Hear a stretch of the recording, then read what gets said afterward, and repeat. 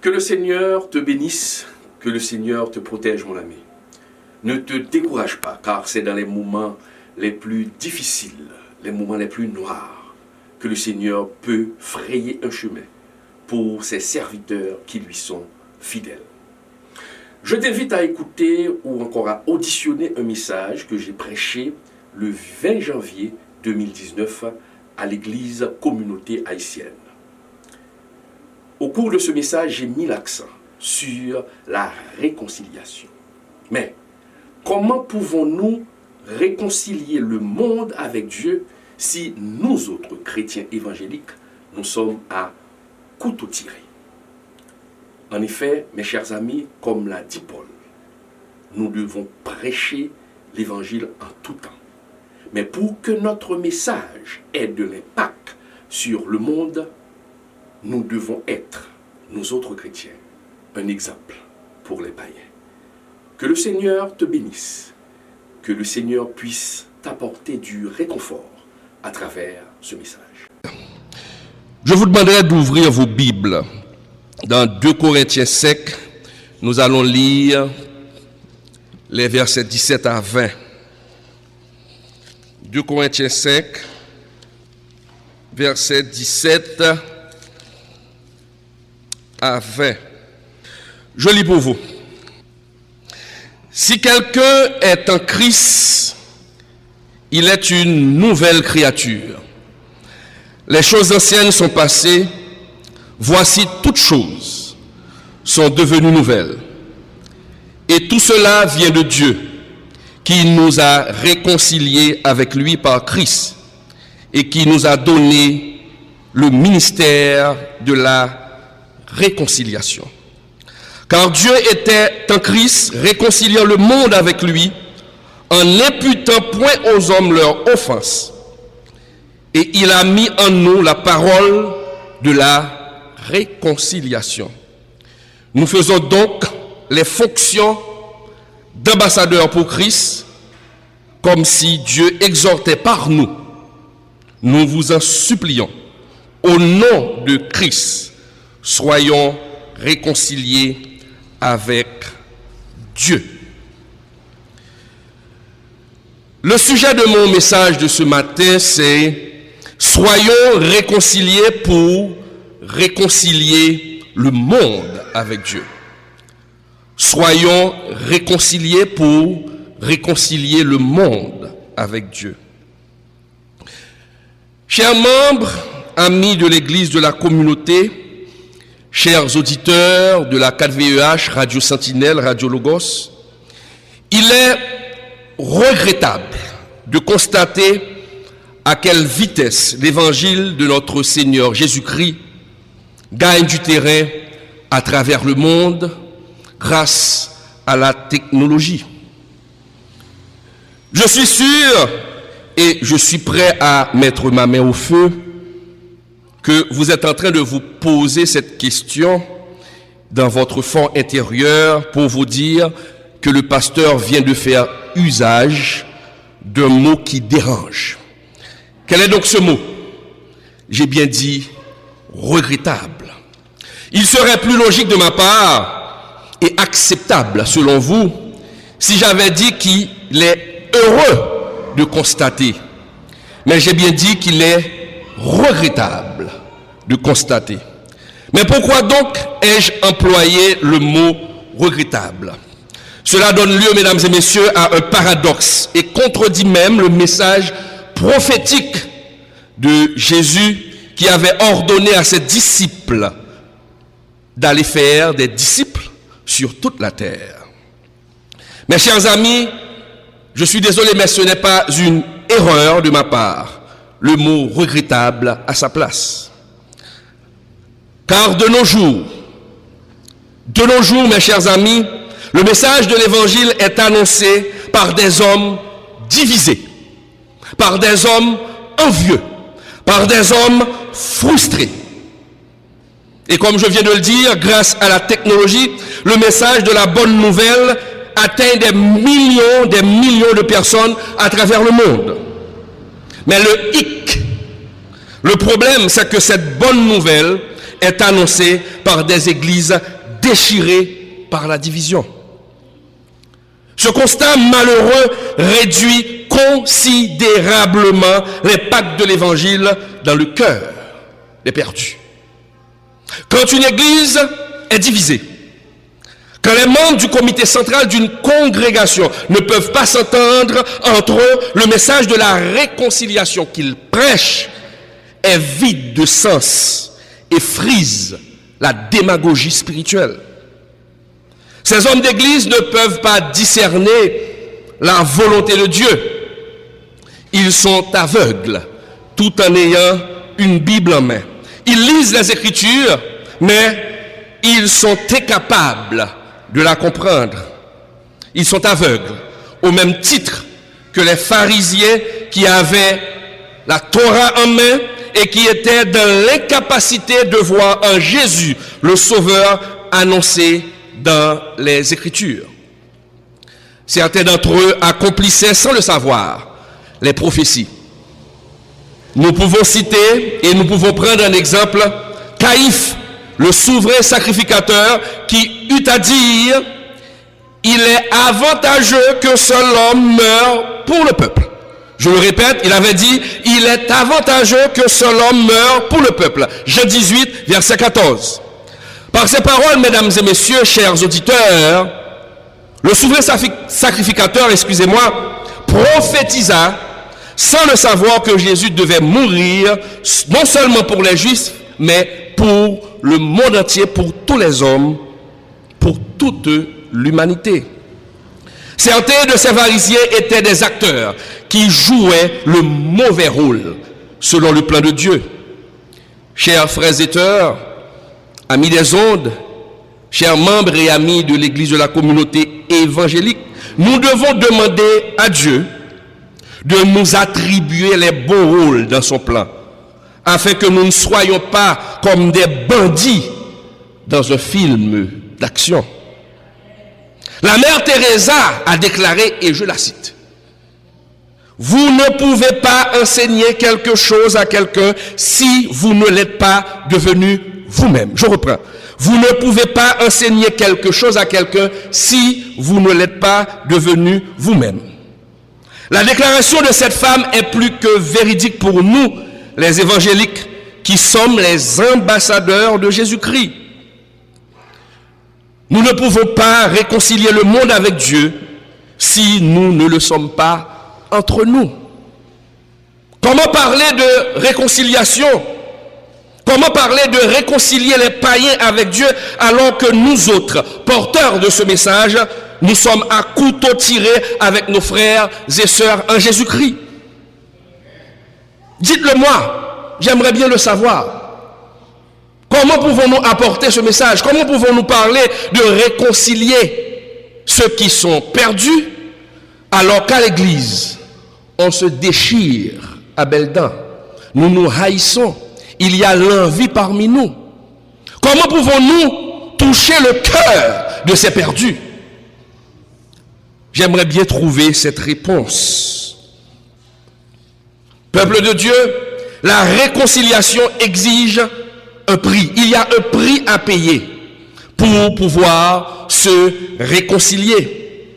Et si l'on refuse de payer ce prix, la réconciliation ne sera que mirage, que ramassis de mensonges et de tromperies. Dieu nous a réconciliés avec lui et a décidé de payer une lourde dette. Et cette décision, Dieu l'a prise, mais en condamnant un juste, son Fils unique, Jésus-Christ. Dieu a payé un prix, Jésus a payé un prix. La réconciliation voulue par Dieu s'est manifestée non seulement en parole, mais en acte. L'action de Dieu était conforme à sa parole. Chers frères et sœurs, permettez-moi que je vous fasse un petit cours de communication. Dans le domaine de la communication, on parle du code verbal et du code non verbal. Quand nous parlons en tant qu'humains, nous utilisons à la fois le verbal et le non verbal. Le verbal, c'est quand nous utilisons les mots, l'écriture, l'oralité pour faire passer un message comme je le fais à présent. Le non-verbal, c'est quand nous utilisons d'autres moyens en dehors de la parole pour faire passer un message, comme les gestes, les vêtements, etc. Pour que la communication soit comprise de la façon dont nous voulons que le récepteur ou les récepteurs puissent comprendre le message, nous devons nous assurer qu'il y ait synchronisation ou correspondance entre le message verbal et le message non verbal. Sinon, cela va occasionner une cacophonie au niveau du message. Et c'est la raison pour laquelle tout bon communicateur doit pouvoir veiller ou encore a pour devoir de contrôler ses gestes quand il parle. Quand les gestes contredisent les mots que vous prononcez, cela provoque une cacophonie ou une dissonance au niveau de votre communication. À titre d'exemple, je peux prendre cet exemple avec vous. Je suis debout devant la chaire et je vous demande de vous asseoir. Et au moment où je vous demande de vous asseoir, je dis avec ma bouche, asseyez-vous ou assoyez-vous, et puis avec ma main, je vous demande de vous lever. Donc je vous dis, assoyez-vous, au lieu de faire le geste de vous asseoir avec ma main, je fais le geste, assoyez-vous, levez-vous. Donc vous voyez qu'il y a une contradiction. La parole dit, assoyez-vous, mais le geste dit, levez-vous. À ce moment, on parle de contradiction au niveau de la communication. Dieu, mes chers amis, est le grand communicateur par excellence. Car ce qu'il dit verbalement, il le matérialise par des gestes, par des actions conformes à sa parole. Qu'est-ce que Dieu a dit? J'aime le monde, j'aime les hommes. Jean 3, verset 16. Dieu a tant aimé le monde qu'il a donné son Fils unique. Il l'a dit, mais il l'a prouvé en envoyant effectivement son Fils mourir sur le bois du calvaire. Donc, il n'y a pas de dissonance, il n'y a pas de contradiction entre ce que dit Dieu et le geste qu'il pose en envoyant son Fils unique, Jésus, mourir sur le bois infâme du calvaire pour le pardon de nos péchés. Mes chers amis, Dieu a initié l'œuvre de la réconciliation tout en donnant un exemple à suivre. Par la suite, Dieu a confié ce ministère de la réconciliation aux apôtres. Aujourd'hui, en ce moment, à cette époque, Dieu confie ce ministère de la réconciliation à l'Église, aux pasteurs, aux évangélistes et à tous les chrétiens du monde entier. Il confie ce ministère à vous autres, membres de l'Église de la communauté évangélique d'Haïti. Comme je l'ai mentionné, pour que ce ministère de la réconciliation puisse impacter le monde, il faut impérativement que ceux qui portent, que ceux qui annoncent ce message soient réconciliés entre eux. La division ne doit pas se trouver au milieu de ceux qui exercent un tel ministère, le ministère de la réconciliation. Sinon, mes chers amis, je suis désolé, vous êtes en train de jouer un film de science-fiction.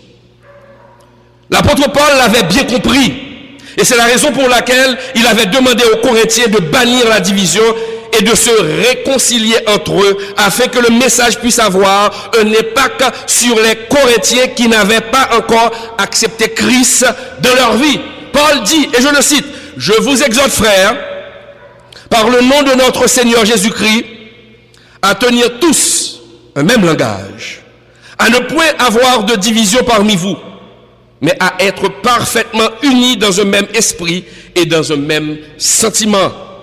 Car mes frères, j'ai appris à votre sujet par les gens de Chloé qu'il y a des disputes au milieu de vous. » 1 Corinthiens 1er, verset 10.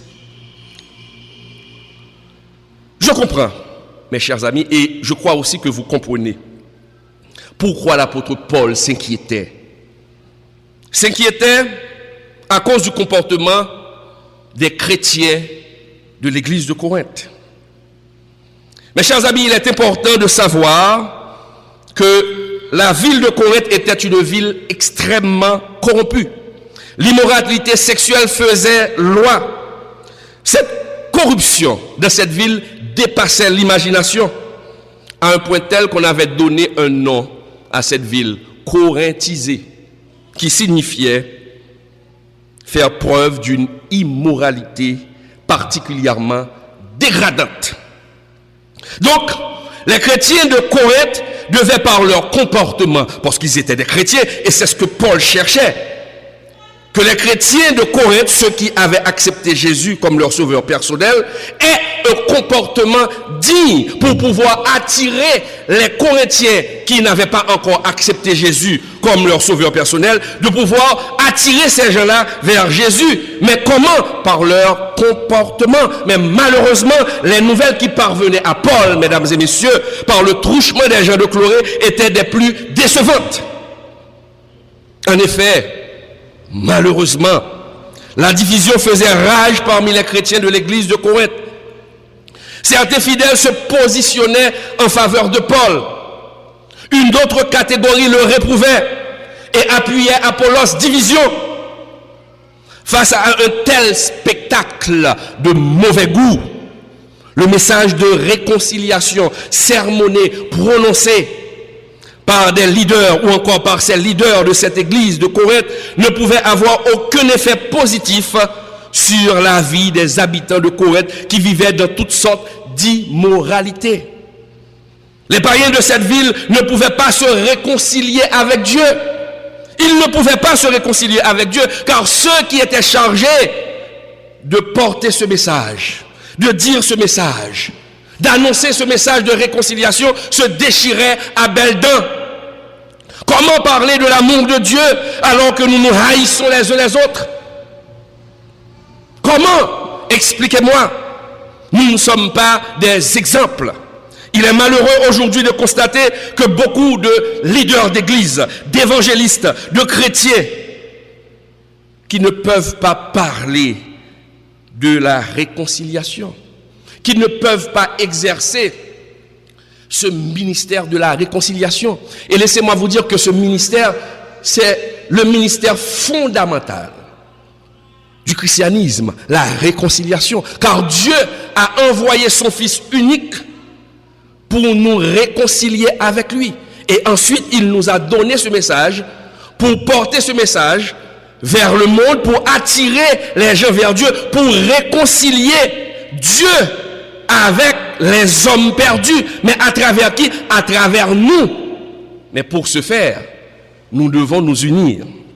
Pour ce faire, nous devons nous mettre ensemble. Nous devons bannir la division.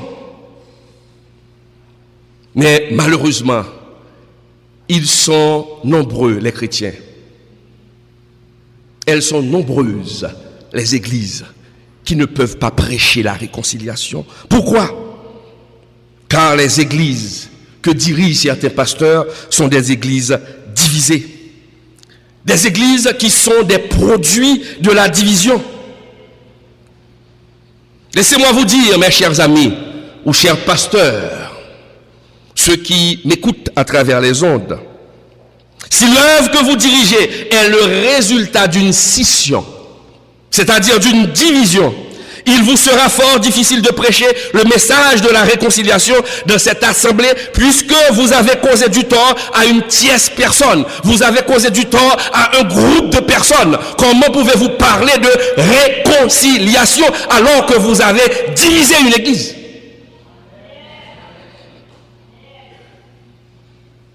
Pour parler de réconciliation, mes chers amis, vous devez payer le prix. Et quand je dis payer le prix, qu'est-ce que je veux dire par là? Je veux dire, vous devez faire une confession publique pour que votre message ne soit pas entaché d'hypocrisie. Je sais ce que je dis là est vraiment dur, mais la vérité doit être dite. Je connais un pasteur, mes chers amis. Je me garde de citer son nom. Ce pasteur a divisé une église. Il est parti avec un nombre important des fidèles avec lui. Et il a construit une œuvre ministérielle à partir de ses fidèles. Un jour, ce pasteur m'a appelé pour me demander d'assurer la prédication pour lui un dimanche matin. Ce que j'ai fait avec joie.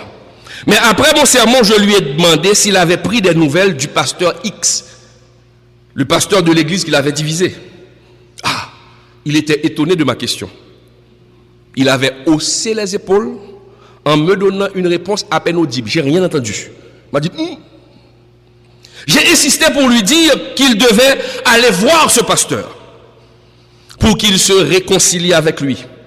Sinon, aucun de ces messages n'aurait de valeur aux yeux de Dieu, aux yeux des frères dans la foi, et pire encore, aux yeux des non-chrétiens. J'ai continué pour lui dire, sur un ton calme et poli, même si ce pasteur en question avait tort, mais vous avez fait du mal à cette église. Je lui ai dit ça. Vous devez demander pardon et vous réconcilier avec lui. Cher pasteur, mon ami, comment pouvez-vous monter du haut de la chair et crier haut et fort que le monde doit se réconcilier avec Dieu? Pourtant, quand vous rencontrez ce pasteur, vous ne pouvez même pas le saluer. Comment vous vous sentez quand vous savez que ce pasteur, quand il pense à vous, il ressent un pincement de cœur? Lui avais-je demandé? Pas de réponse. Il m'avait dit, pasteur Camille, je vais réfléchir. Mais je lui ai dit, il faut réfléchir, mais il faut agir. Car vous avez un ministère de réconciliation.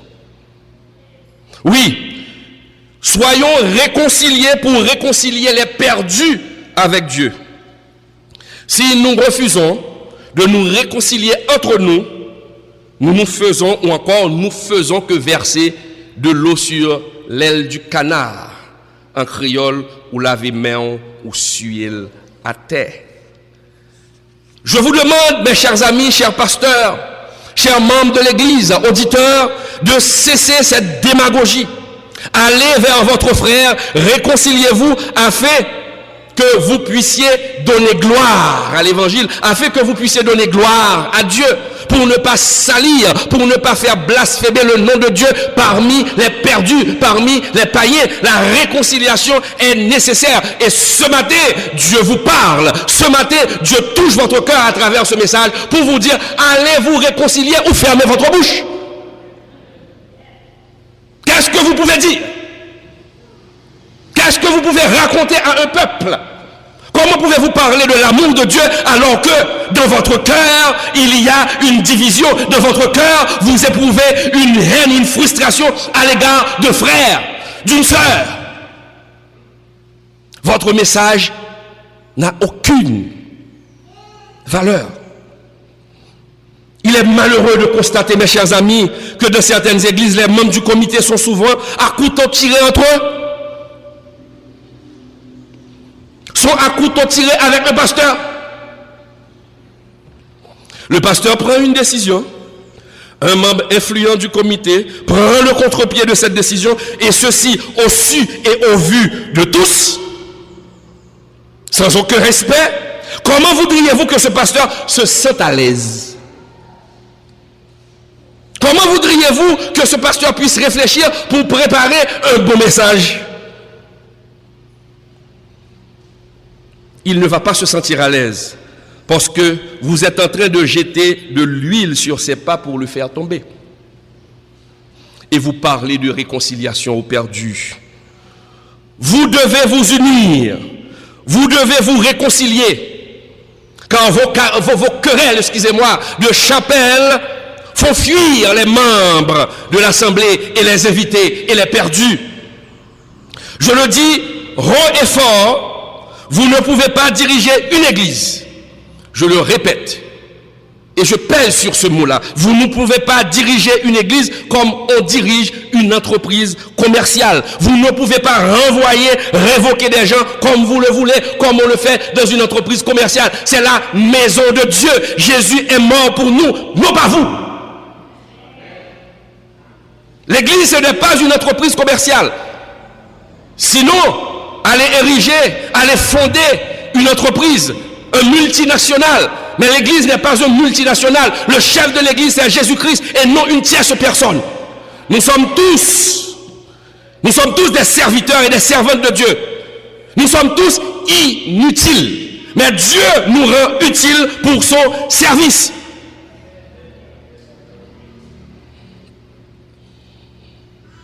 Oui, vous devez vous unir. Vous devez vous réconcilier. John MacArthur s'est inspiré d'une portion de l'Écriture pour dire, je le cite, la réconciliation doit précéder le culte.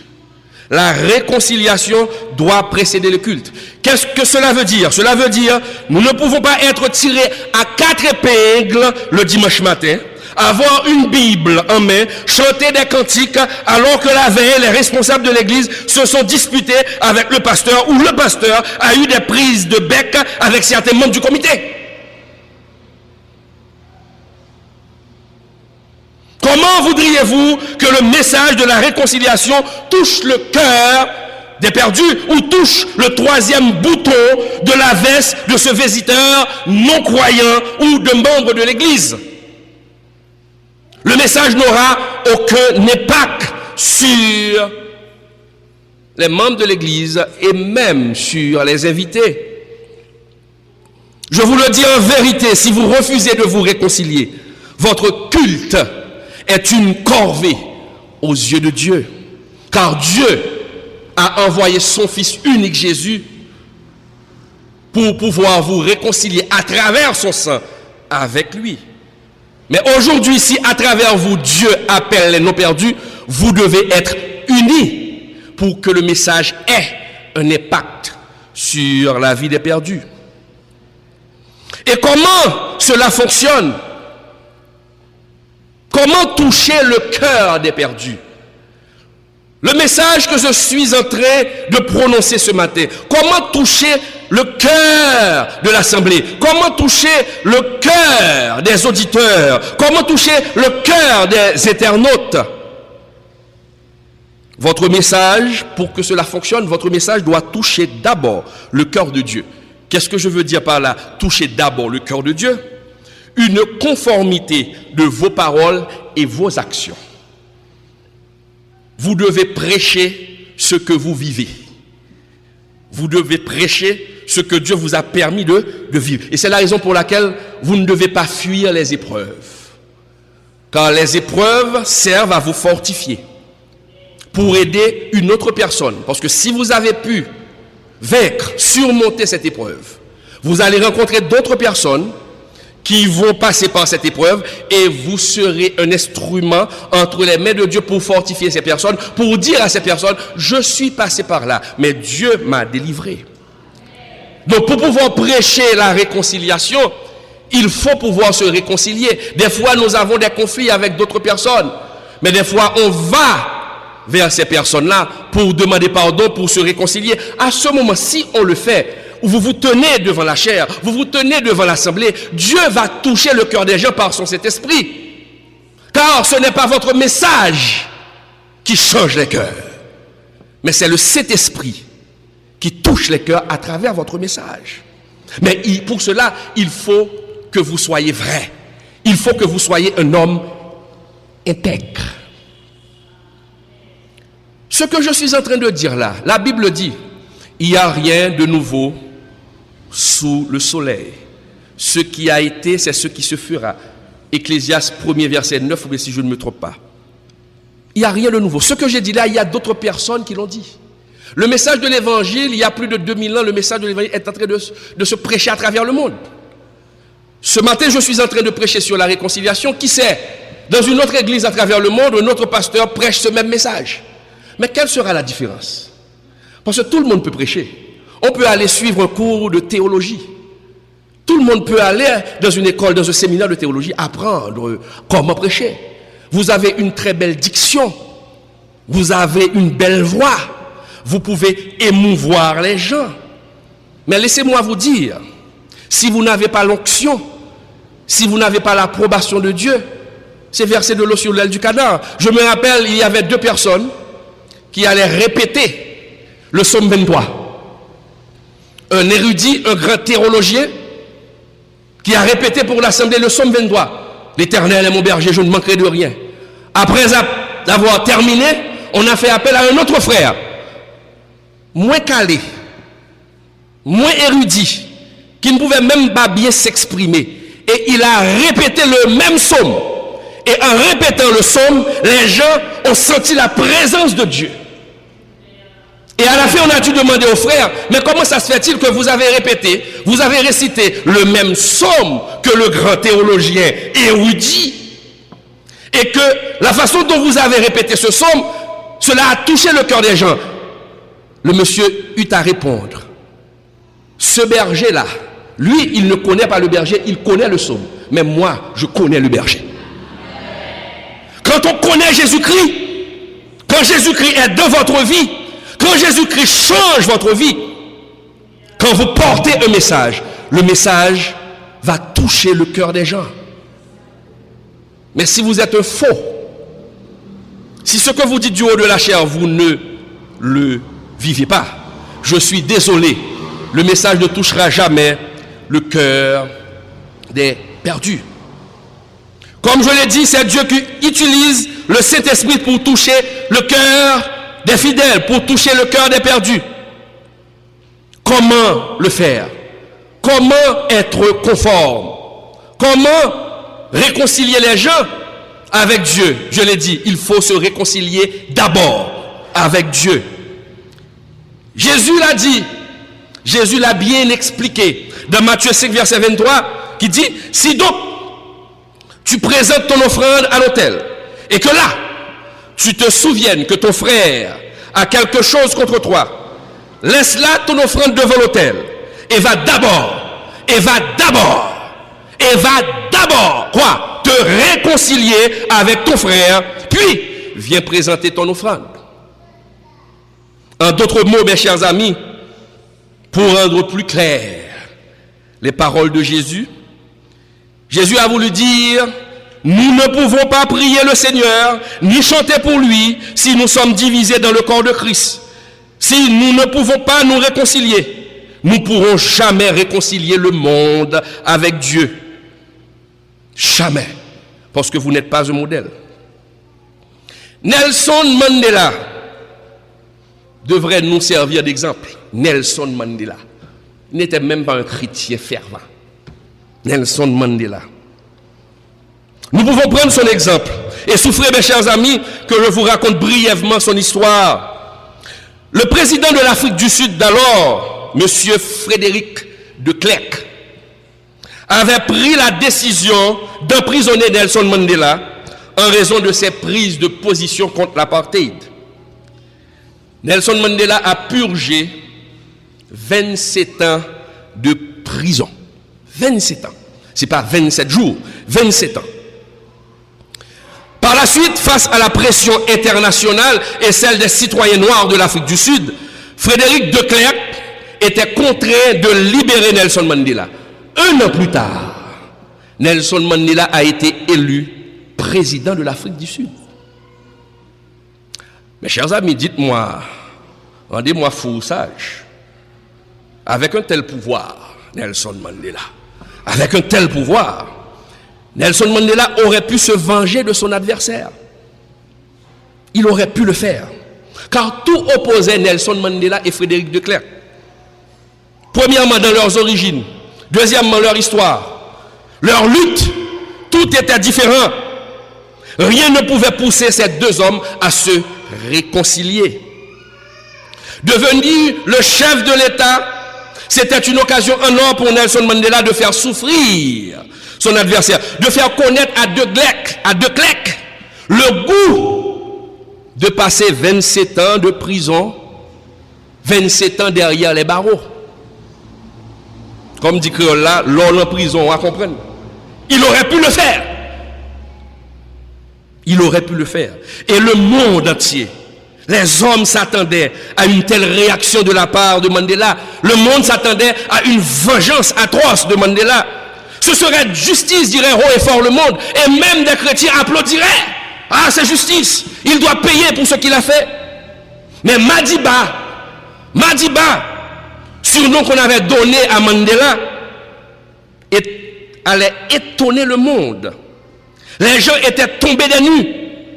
C'était inimaginable. Nelson Mandela a tendu le rameau d'olivier à de Klerk. Il avait fait de son adversaire farouche son coéquipier pour mener la barque nationale. Il s'était réconcilié avec son pire ennemi pour sauver son pays d'une guerre civile meurtrière. Nelson Mandela n'était pas un ambassadeur de Jésus-Christ, mais il avait compris l'importance de la réconciliation.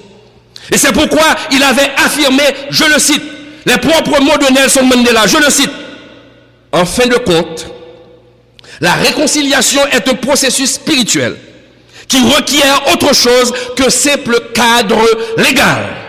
Il faut qu'elle ait lieu dans le cœur et dans l'esprit de l'individu. Fin de citation. Donc, nous comprenons, pour faire la vraie réconciliation, il y a un prix à payer. Oui, il y a un prix à payer. Jésus a payé le prix. Nelson Mandela a payé le prix.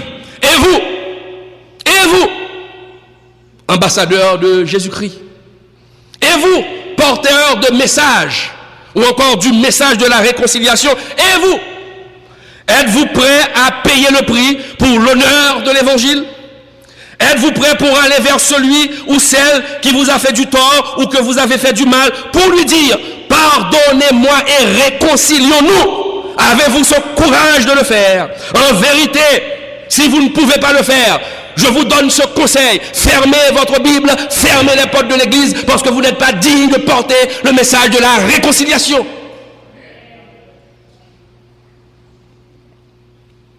Quand nous nous déchirons les uns les autres dans le corps de Christ, quand nous nous déchirons, vous ne faites malheureusement qu'éloigner les perdus de Dieu. Un autre homme, j'ai bien dit, quand on a un mauvais comportement, votre comportement parle plus que vos paroles. Mohandas Karamchand Gandhi était un homme religieux. Il a fait usage de la politique de la non-violence pour sauver son pays. Ses enseignements ont fait le tour du monde. Et même le pasteur américain Martin Luther King s'était lui-même inspiré des enseignements de Gandhi pour mener la lutte contre la ségrégation raciale aux États-Unis. Gandhi, un homme religieux, ses enseignements, je possède plusieurs de ses livres à la maison que je lis. Mais un jour, un ami de Gandhi est venu le voir, parce que ça avait vraiment étonné ou créé de la confusion dans la tête de cet ami. Comment Gandhi, qui parle de réconciliation, qui parle d'amour, qui parle de la non-violence, un message qui ressemble comme deux gouttes d'eau à celui qu'a prêché Jésus. Et l'ami est venu voir Gandhi pour lui dire, Gandhi, mais je ne comprends pas. Tes enseignements et ceux de Jésus sont conformes. Mais pourquoi n'acceptes-tu pas Jésus comme ton sauveur personnel? Écoutez la réponse de Gandhi. Je le cite. Quoi qu'il en soit, je pense que c'est vrai que, dans le sens que s'il m'était arrivé la même chose qu'à Saint Paul, je n'aurais pas hésité à me convertir. Mais aujourd'hui, je m'élève contre le christianisme dogmatique, dans la mesure où je suis persuadé que sa doctrine a déformé le message de Jésus. Le Christ était un Asiatique dont le message fut transmis selon des moyens divers.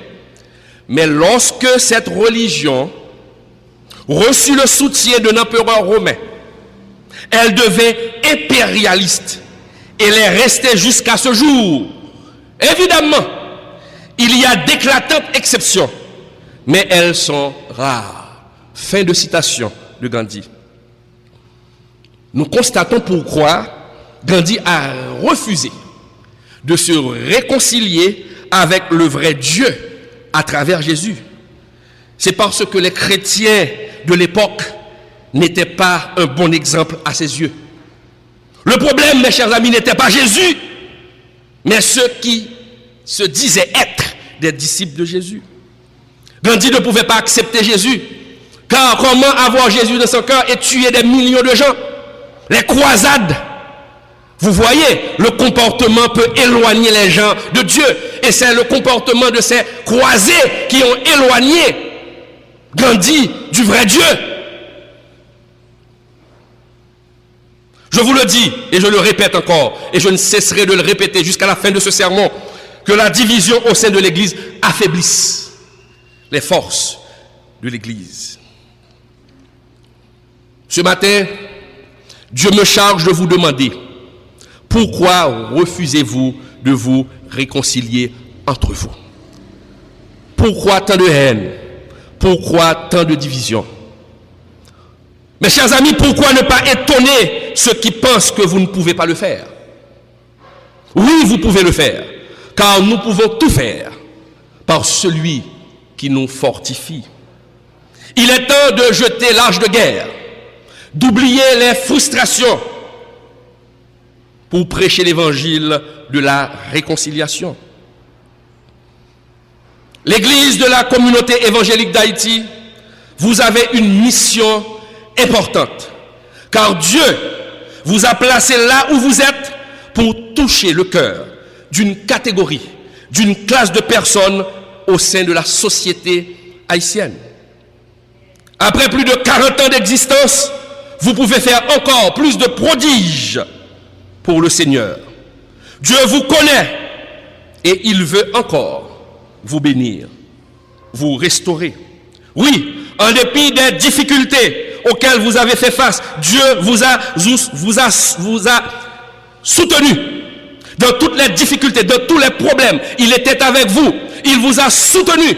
Et vous pouvez dire, tous les membres du comité, les membres de l'Église, les visiteurs, vous pouvez dire, Ebenezer, jusqu'ici, l'Éternel nous a secourus. Mais ce que Dieu vous demande, c'est de vous réconcilier entre vous pour que le Saint-Esprit puisse vous utiliser avec puissance.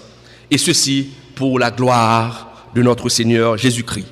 Que celui qui a des oreilles entende ce que l'Esprit dit à l'Esprit de l'Église, à l'Église, aux membres du comité, aux auditeurs de la 4VEH, aux auditeurs de la radio Sentinelle, à toutes les missions.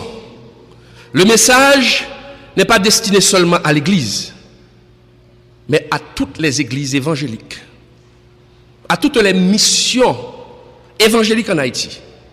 Soyons réconciliés. Vous devez vous réconcilier d'abord entre vous.